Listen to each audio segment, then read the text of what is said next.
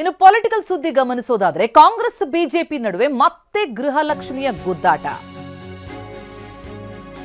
ಕಾಂಗ್ರೆಸ್ನ ಗ್ಯಾರಂಟಿ ಏನಿದೆ ಗೃಹಲಕ್ಷ್ಮಿಯರ ಖಾತೆಗೆ ಹಣ ಬಂದಿಲ್ಲ ಅಂತ ಬಿಜೆಪಿ ಕಿಡಿಕಾರ್ತಾ ಇದೆ. ಫೆಬ್ರವರಿ ಮಾರ್ಚ್ ತಿಂಗಳ ಹಣ ಕೊಟ್ಟಿಲ್ಲ ಅಂತ ಆರೋಪಿಸಿದೆ. ಆಗಸ್ಟ್ ವರೆಗೆ ಹಣ ಕೊಡಲಾಗಿದೆ ಅಂತ ಸಚಿವೆ ಉತ್ತರಿಸಿದ್ರು. ಆದರೆ ಈ ಗೃಹಲಕ್ಷ್ಮಿ ಯೋಜನೆ ಕಾಂಗ್ರೆಸ್ನ ಪಂಚ ಗ್ಯಾರಂಟಿಗಳೊಂದಾದಂತಹ ಜನಪ್ರಿಯ ಸ್ಕೀಮ್ ಆಗಿದ್ರು ಕೆಲ ತಿಂಗಳಿಂದ ಗೃಹಲಕ್ಷ್ಮಿಯ ಹಣ ಬಂದಿಲ್ಲ. ಈಗ ಇದೇ ವಿಪಕ್ಷಗಳಿಗೆ ಅಸ್ತ್ರ ಆಗಿದೆ. ವಿಧಾನಸಭೆಯಲ್ಲಿ ಇವತ್ತು ದೊಡ್ಡ ಸಮರವೇ ನಡೆಯುವಂತಹ ಎಲ್ಲ ಸಾಧ್ಯತೆ ಇದೆ.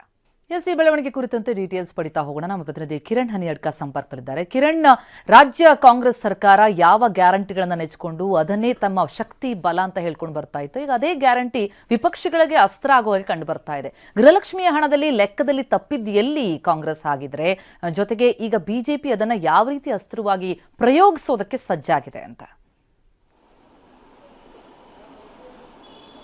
ಪ್ರತಿಮಾ, ಕಳೆದ ವಾರ ಸದನದಲ್ಲಿ ಶಾಸಕ ಮಹೇಶ್ ತೆಂಗಿನಕಾಯಿ ಮಾರ್ಚ್ ಮತ್ತು ಫೆಬ್ರವರಿ ತಿಂಗಳ ಗೃಹಲಕ್ಷ್ಮಿ ಹಣವನ್ನ ಕೊಟ್ಟಿಲ್ಲ, ಬಿಡುಗಡೆ ಮಾಡಿಲ್ಲ ಅನ್ನುವಂಥ ಒಂದು ವಿಚಾರವನ್ನ ಗಮನಕ್ಕೆ ತಂದಾಗ ಸಚಿವೆ ಲಕ್ಷ್ಮೀ ಹೆಬ್ಬಾಳ್ಕರ್ ಸ್ಪಷ್ಟವಾದಂತಹ ಉತ್ತರವನ್ನ ಕೊಡಲಿಲ್ಲ. ಅಂದ್ರೆ ನಾವು ಆಗಸ್ಟ್ ವರೆಗೆ 2025 ಆಗಸ್ಟ್ ವರೆಗಿನ ಹಣವನ್ನ ಪಾವತಿ ಮಾಡಿದ್ದೇವೆ ಅನ್ನುವಂಥದ್ದನ್ನೇ ಹೇಳಿದ್ರೆ ಹೊರತು ಪ್ರತ್ಯೇಕವಾಗಿ ನಿರ್ದಿಷ್ಟವಾಗಿ ಕೇಳಿದಂತಹ ಫೆಬ್ರವರಿ ಮತ್ತು ಮಾರ್ಚ್ ತಿಂಗಳ ಹಣದ ಬಗ್ಗೆ ಅವರು ಸ್ಪಷ್ಟವಾದಂತಹ ಉತ್ತರವನ್ನು ಕೊಟ್ಟಿಲ್ಲ.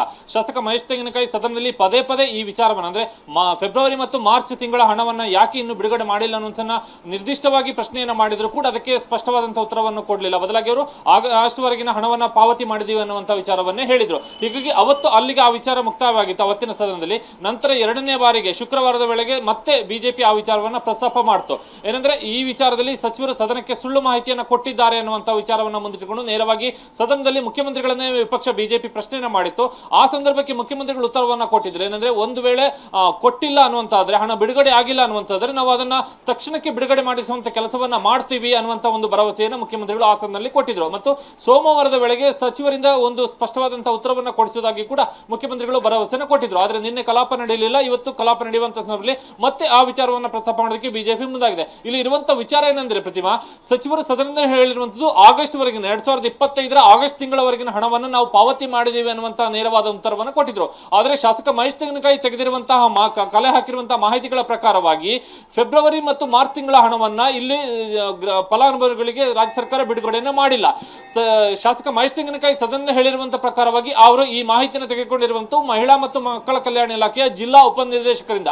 ಅವರ ಪ್ರಕಾರವಾಗಿ ಗದಗ, ಚಿತ್ರದುರ್ಗ, ದಾವಣಗೆರೆ, ಬಳ್ಳಾರಿ ಸೇರಿದಂತೆ ಸುಮಾರು 10ಕ್ಕೂ ಹೆಚ್ಚು ಜಿಲ್ಲೆಗಳಲ್ಲಿ ಫೆಬ್ರವರಿ ಮತ್ತು ಮಾರ್ಚ್ ತಿಂಗಳ ಹಣ ಇನ್ನೂ ಕೂಡ ಫಲಾನುಭವಿಗಳಿಗೆ ತಲುಪಿಲ್ಲ, ಬಿಡುಗಡೆ ಆಗಿಲ್ಲ.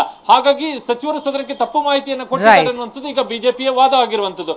ಸರ್ಕಾರವೇ ಕೊಟ್ಟಿರುವಂತಹ ಮಾಹಿತಿ. ಹಾಗಾಗಿ ಅಂದ್ರೆ ಮಹಿಳಾ ಮತ್ತು ಮಕ್ಕಳ ಕಲ್ಯಾಣ ಇಲಾಖೆಯಿಂದಲೇ ಈ ಮಾಹಿತಿ ಬಂದಿರುವಂತಹ ಕಾರಣಕ್ಕಾಗಿ ಸರ್ಕಾರ ಸುಳ್ಳು ಹೇಳಿದೆ. ಆ 2 ತಿಂಗಳ ಸುಮಾರು 1,24 ಕೋಟಿ ಫಲಾನುಭವಿಗಳಿಗೆ ಕೊಡಬೇಕಾಗಿದ್ದಂತ ಸುಮಾರು 5,000 ಕೋಟಿಯಷ್ಟು ಹಣ ಎಲ್ಲಿ ಹೋಯ್ತು ಅನ್ನುವಂಥ ಲೆಕ್ಕವನ್ನ ಕೊಡಬೇಕನ್ನುವಂತ ಪಟ್ಟಣಿಟ್ಟುಕೊಂಡು ಮತ್ತೆ 3ನೇ ಬಾರಿಗೆ ಇವತ್ತು ಸದನದಲ್ಲಿ ಪ್ರಸ್ತಾಪ ಮಾಡೋದಕ್ಕೆ ಬಿಜೆಪಿ ತೀರ್ಮಾನವನ್ನ ಮಾಡಿಕೊಂಡಿದೆ. ಪ್ರತಿಮಾ, ಥ್ಯಾಂಕ್ ಯು ಕಿರಣ್ ತಮ್ಮ ಮಾಹಿತಿಗೆ.